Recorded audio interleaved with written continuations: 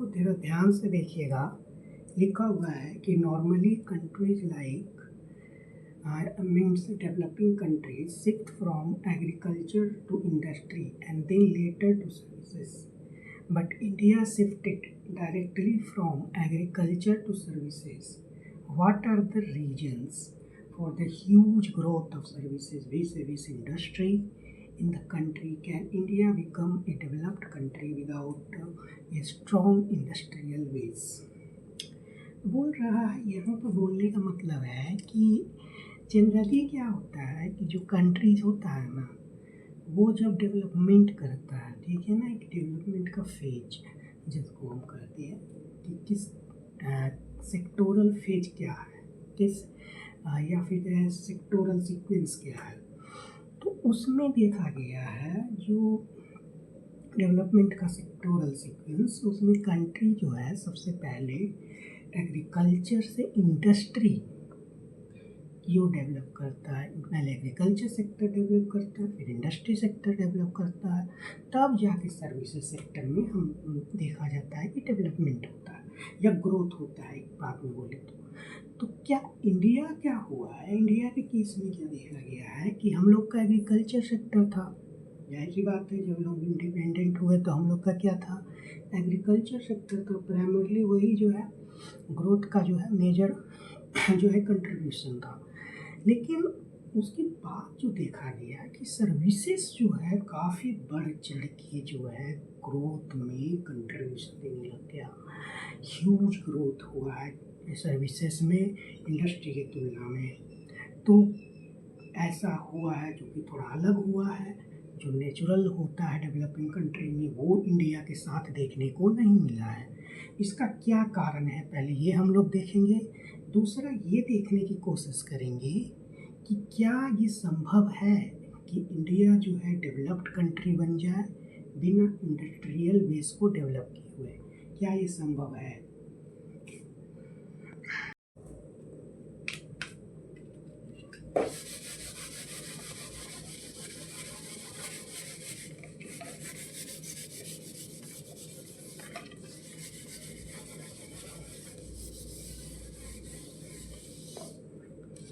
देखिए, बात ये है, उसका डिस्कशन ऐसे करते हैं कि इंडिया में जो सर्विसेज है, सर्विसेज आपका 55% ऑफ GDP है करेंटली, ठीक है।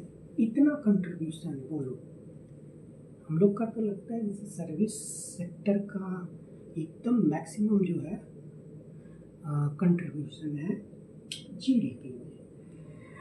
आखिर इंडिया के सेक्टोरल जो शिफ्ट है वो पैटर्न में किस तरीका से शिफ्ट हुआ है वो हम देखते हैं।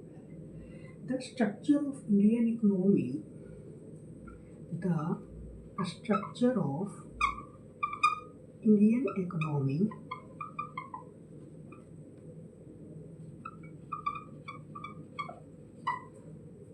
exhibits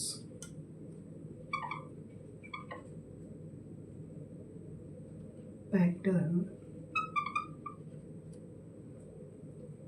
where the services sector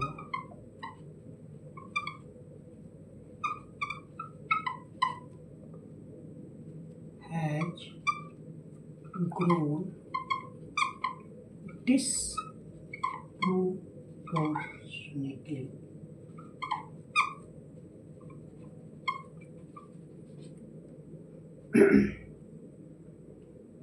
compared to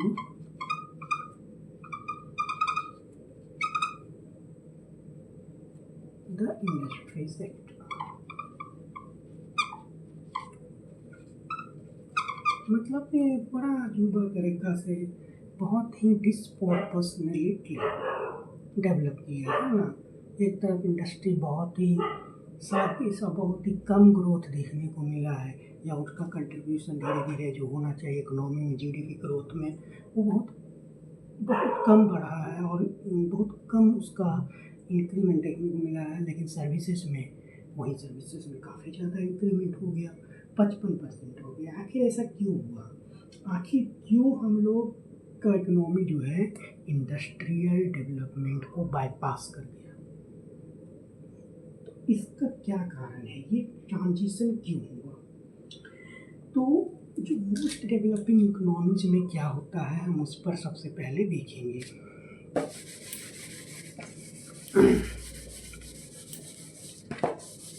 समझने की कोशिश करें कि जो स्किल्ड लेबर का अवेलेबिलिटी होता है, पहले डेवलपिंग कंट्रीज में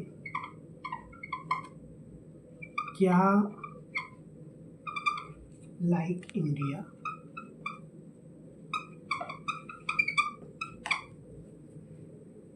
तो कंट्रीज बोले या इकोनॉमिक,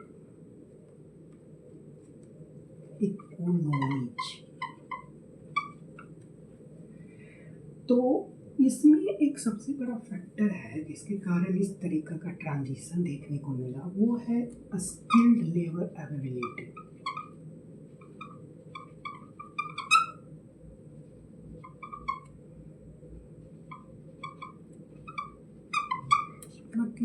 मतलब साफ है कि इंडिया में स्किल्ड लेबर का इंडिया जो है में काफ़ी ज़्यादा स्किल्ड लेबर आया। स्किल्ड लेबर का मतलब देखो, एजुकेशन सेक्टर में रिफॉर्म हुआ। एजुकेशन सेक्टर में इंडिया, जो एजुकेशन सेक्टर था हम लोग का, तो कॉलेजेस खुले और ऑब्वियसली जो है इंफ्रास्ट्रक्चर डेवलपमेंट हुआ, इंजीनियरिंग कॉलेजेस खुला, नया नया ग्रेजुएट्स आए, IITs हुआ, NITs हुआ, IIITs हुआ, और भी प्रोमिनेंट इंजीनियरिंग कॉलेजेस हो या MBA का कॉलेजेस हो, BBA पढ़ाने वाले हो गए। तो इस तरीका से जॉब मार्केट में एक स्किल्ड लेबर फोर्स का भरमार हो गया। इससे क्या हुआ कि जो इंग्लिश स्पीकिंग है, IT, हम खासकर IT के बारे में बोल रहे हैं, इंफॉर्मेशन टेक्नोलॉजी का, और IIIT Indian institute of information technology भी आते हैं, तो उन सबसे वर्कफोर्स काफ़ी स्किल्ड वर्कफोर्स निकल रहा था ना हम लोग का। तो उसके कारण क्या हो गया कि इंडिया जो है पोजेज a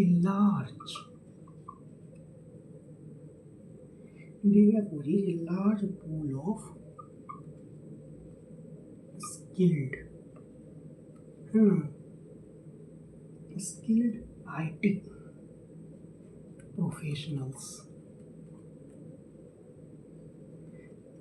अब जो इस तरीका से प्रोफेशनल्स देखने को मिला इंडिया में, तो उससे क्या हुआ? उससे हुआ कि सॉफ्टवेयर सर्विसेज हो, है ना, सॉफ्टवेयर सर्विसेज हो या फिर BPO सर्विसेज हो। BPO का मतलब होता है, BPO सर्विसेज का बहुत ग्रोथ हुआ। हम कॉल सेंटर समझते होंगे, कॉल सेंटर, इसमें क्या होता है, हम लोग को कोई भी कस्टमर खरीद लिए तो फ़ोन करते हैं ना, कोई भी दिक्कत होता है कॉल सेंटर में, ईमेल कर सकते हैं, फ़ोन कर सकते हैं, चैट कर सकते हैं, तो उसके लिए तो वहाँ पर्सनल होना चाहिए। तो BPO सर्विसेज और सॉफ्टवेयर IT सर्विसेज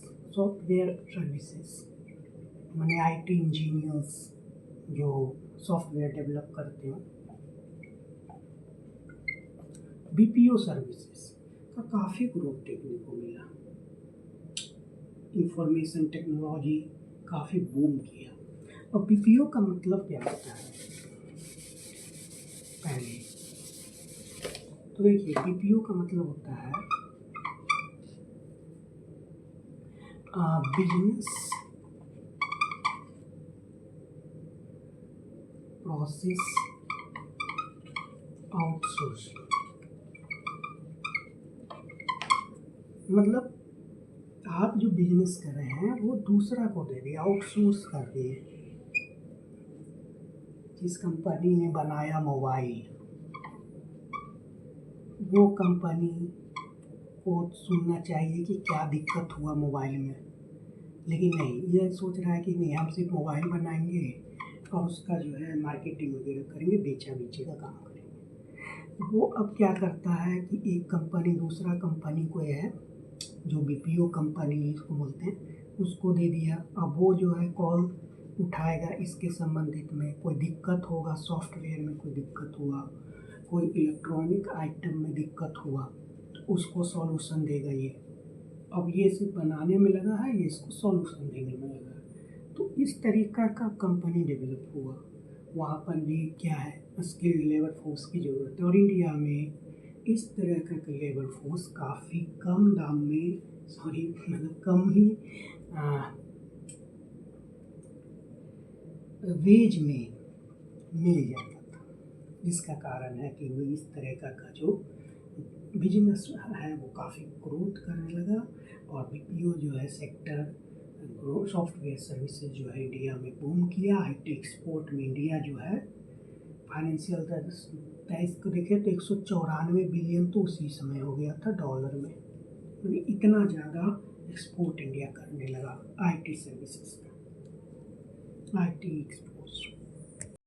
दूसरा रीजन था ग्लोबल आउटसोर्सिंग।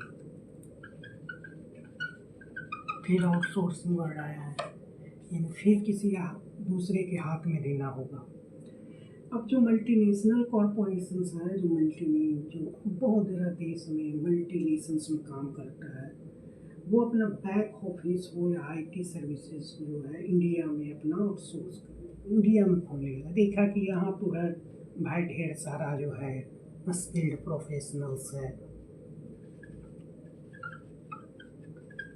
इंडिया में, और कंपैरेटिवली जो है अगर हम देखें और यूएसए वगैरह में देखिएगा तो काफ़ी ज़्यादा पेमेंट देना पड़ता है, वेज होता है वो उनको काफ़ी ज़्यादा होता है। इंडिया में कंपैरेटिवली जो है कम वेज में जो है मिल जाता था इस तरह का प्रोफेशनल्स। तो मल्टीनेशनल कंपनी भी अपना जो है ऑफिस वगैरह आईटी सर्विसेज का इंडिया में खोलने लग गया।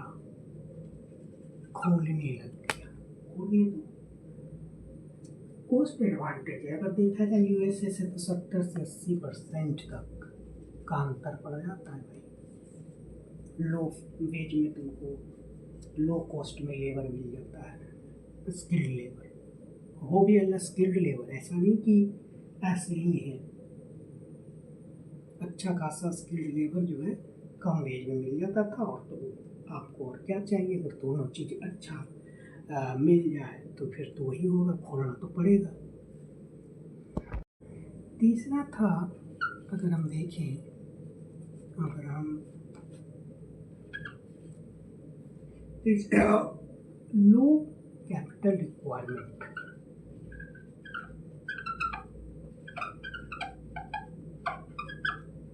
लो कैपिटल रिक्वायरमेंट मतलब सर्विसेज जैसे कि मान लिया जाए आईटी है, फाइनेंस सर्विसेज है,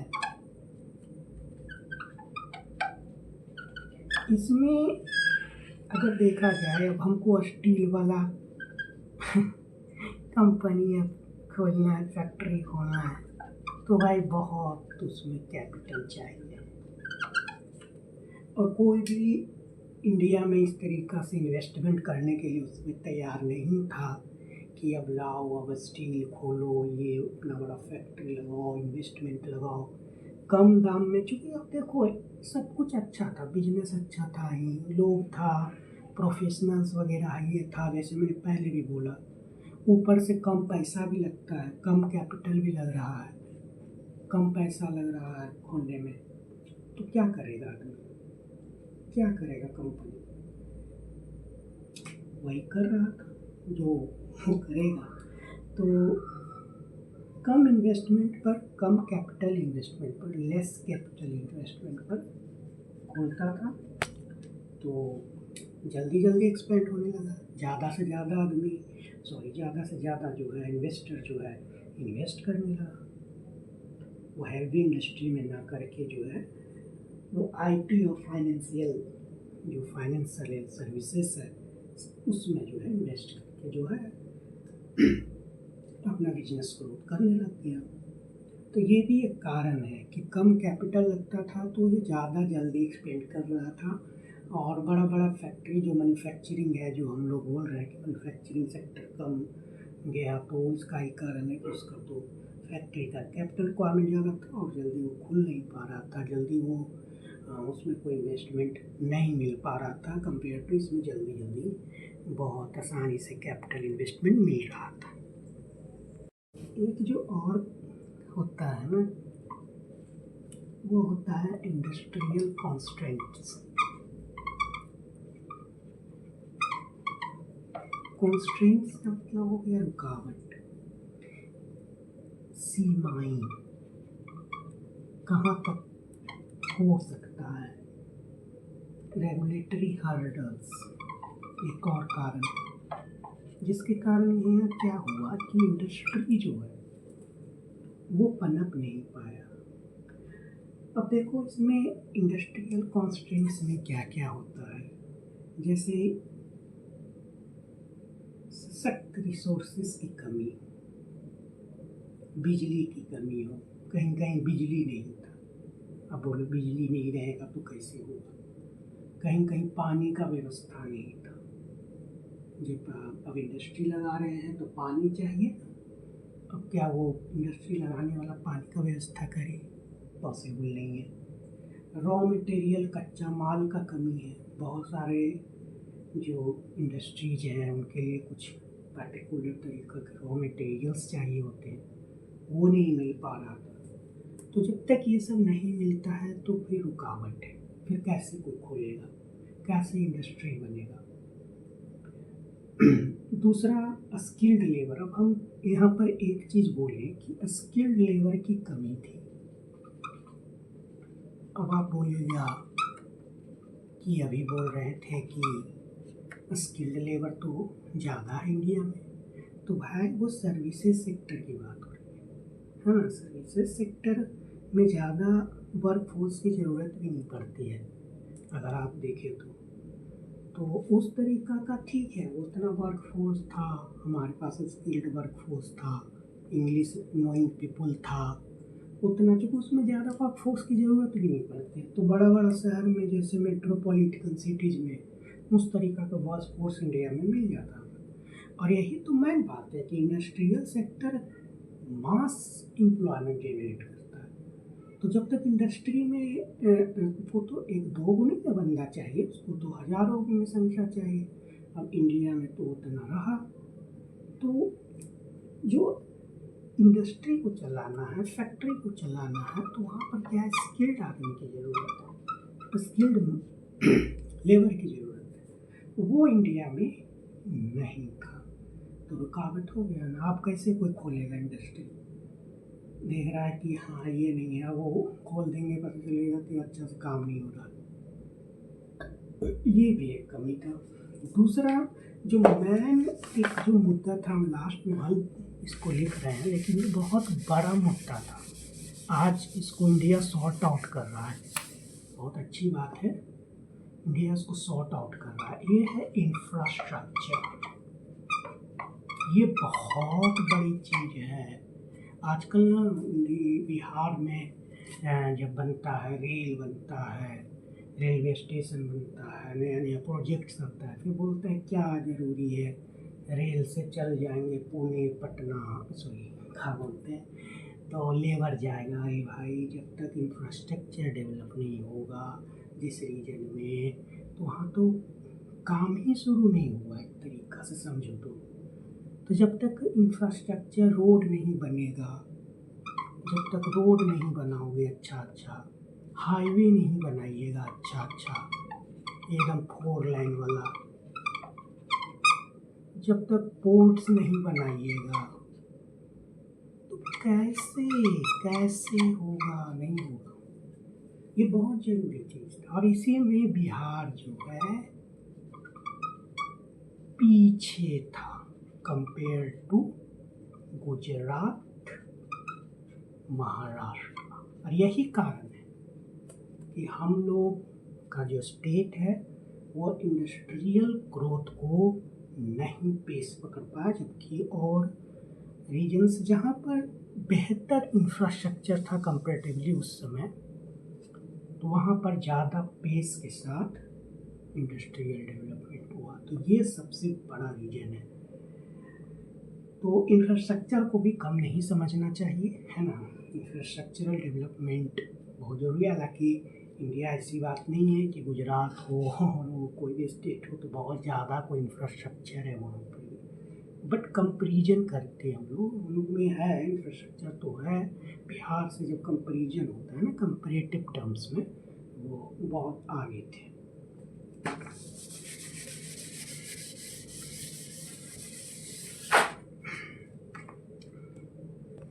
है सवाल कि क्या can India become developed country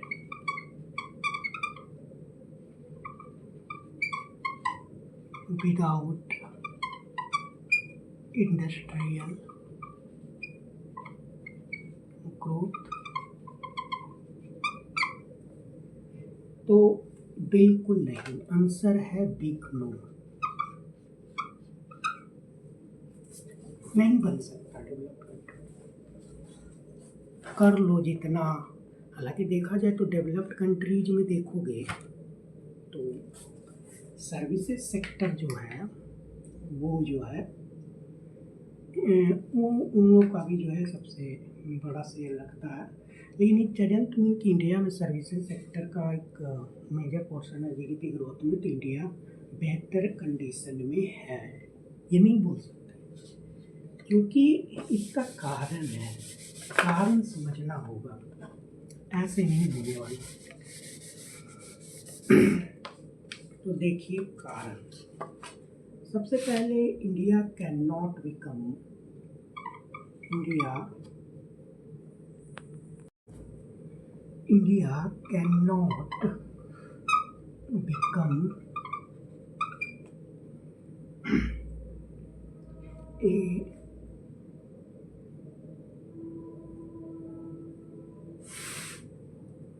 a developed country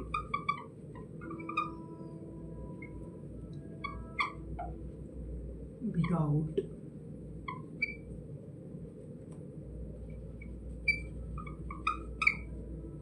a strong industrial base.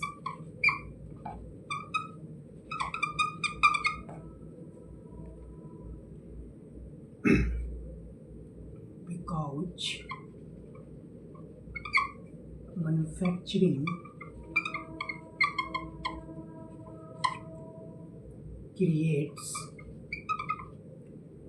mass employment. सोचो, वही बोल रहे थे कि मास एम्प्लॉयमेंट जनरेट करता है इंडस्ट्रियल। और बोलो एम्प्लॉयमेंट ही नहीं रहेगा, काम ही नहीं मिलेगा, रोजगार ही नहीं रहेगा, तो इंडिया कभी भी डेवलप कंट्री नहीं बन सकता, नहीं बन सकता। सॉरी, अगर हम बोले कि नहीं बन सकता क्यों, अब इसका भी देखो, ऐसा नहीं है कि हम ऐसा ही बोल रहे हैं, तो उसका रीजन देखना होगा।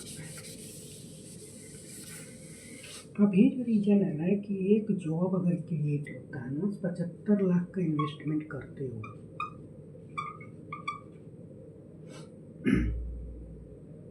तो उसमें एक जॉब क्रिएट हो जाता है, एक जॉब में 75 लाख इन्वेस्टमेंट, जबकि इंडस्ट्री में कितना, 75 लाख, सर्विसेज में कितना, 4 करोड़। वो इसलिए है ना, हम इसलिए बोल रहे हैं कि बहुत कम आदमी रहता है ना सर्विसेज में, और सर्विसेज में जानते हो हम लोग का इकोनॉमी कितना बड़ा है। तो अब सोचो इतना कम आदमी में इतना बड़ा इकोनॉमी है, तो 4 करोड़ रहेगी, इतना इन्वेस्टमेंट है। ये तो टेक्नोलॉजी की बात हो गई। दूसरा जो मेन बात है कि टेक्नोलॉजी इंडस्ट्रियल ग्रोथ अगर होता है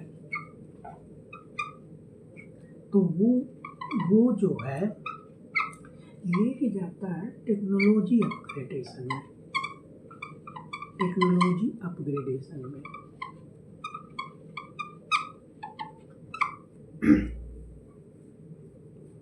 ये बहुत बड़ी चीज़ है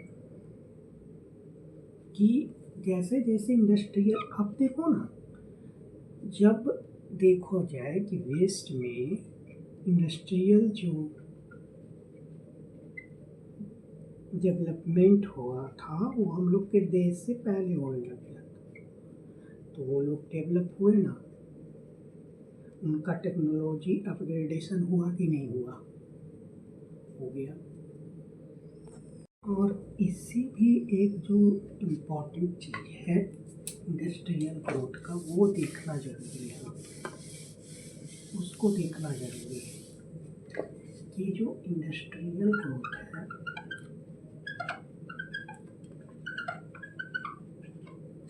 उसका एक जो फायदा है वो है बैकवर्ड लिंकेजेज। बैकवर्ड लिंकेजेज मतलब क्या हुआ? बैकवर्ड में पीछे, मतलब अगर एक हम खोलते हैं, मान लीजिए ऑटोमोबाइल में कार बनाने वाली फैक्ट्री बना दी है, कार बनाने वाली फैक्ट्री। तो अब सोचो, अगर कार बनाने वाली फैक्ट्री बनी तो उससे क्या होगा? उससे देखो आयरन एंड स्टील फैक्ट्री भी ग्रो करेगा, उसके कारण टायर फैक्ट्री ग्रो करेगा, उसके कारण ग्लास फैक्ट्री ग्रो करेगा, और बैटरी की भी ज़रूरत पड़ेगी, है ना? बैटरी की भी ज़रूरत पड़ेगी और इलेक्ट्रॉनिक्स। तो इतना चीज़ सिर्फ ऑटोमोबाइल कार बनाने वाली फैक्ट्री बनने से इतना पीछे से ग्रो होगा। मैंने एक फैक्ट्री लगने से इतना सारा ग्रो है। मैंने ऐसा सर्विस सेक्टर में कहाँ होता है? और ऐसा होगा तो कितना मतलब ग्रोथ होगा? तुम सोचो कितना एम्प्लॉयमेंट, कितना मतलब कितना बड़ा, हर जगह में आदमी काम करेगा, यहाँ काम तो करेगा, यहाँ तो क्या हो जाएगा, कितना ग्रोथ हो जाएगा। और इतना नहीं है, बैकवर्ड लिंकेजेज का एक और एग्जाम्पल इसे देखिए। तो उसमें मान लीजिए आलू के चिप्स,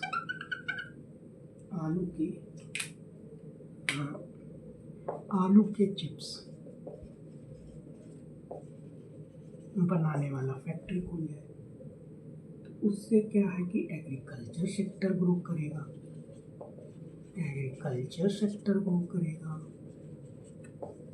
फार्मर्स का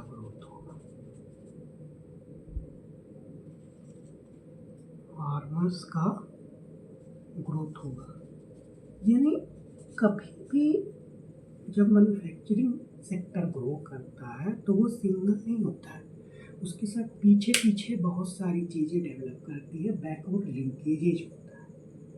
वो एक बहुत बड़ा फैक्टर है जिसके कारण कोई भी नेशन, कोई भी देश डेवलप ऐसे ही करता है।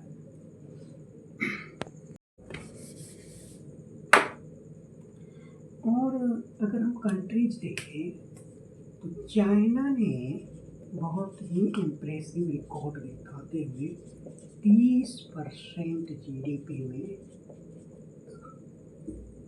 का जो है इसमें जो है मैन्युफैक्चरिंग का उसका शेयर है। यही कारण है कि वो ग्रोथ आज की डेट में वो हेल्दी ग्रोथ कर रहा है, जिसको बोलते हैं ना हेल्दी ग्रोथ, वो कर रहा है। मैन्युफैक्चरिंग सेक्टर का शेयर है चाइना की जीडीपी। तो मेक इन इंडिया तो हम लोग के चल रहा है। मोदी सरकार ने ये चलाया है एक इनिशिएटिव, उसको बोलते हैं मेक इन इंडिया, इंडिया में बनाओ इनिशिएटिव। और सोच रहा था कि वो, लेकिन अभी उतना ये फंक्शन कर नहीं रहा है। और हम चाह रहे हैं कि कम से कम 25% तक तो पहुँचे ही पहुँचे। अगर हम कंक्लूजन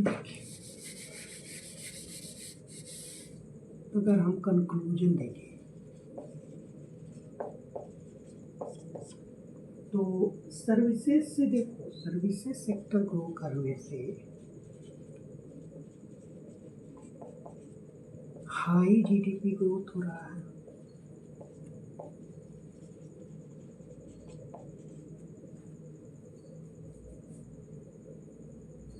लेकिन बैलेंस्ड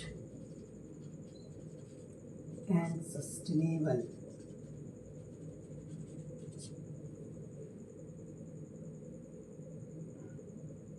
डेवलपमेंट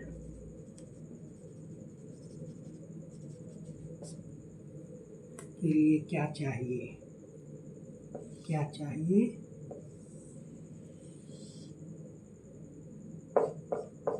इंडस्ट्रियल, तो यहाँ लिख देते हैं, इसके लिए चाहिए इंडस्ट्रियल एक्सपेंशन, बहुत जरूरी है। उसके लिए क्या चाहिए कंक्लूजन में, लास्ट में लिख देते हैं,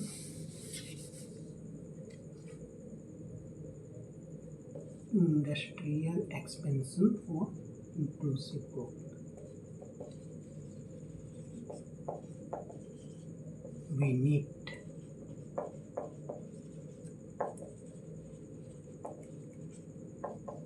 for inclusive growth, job creation.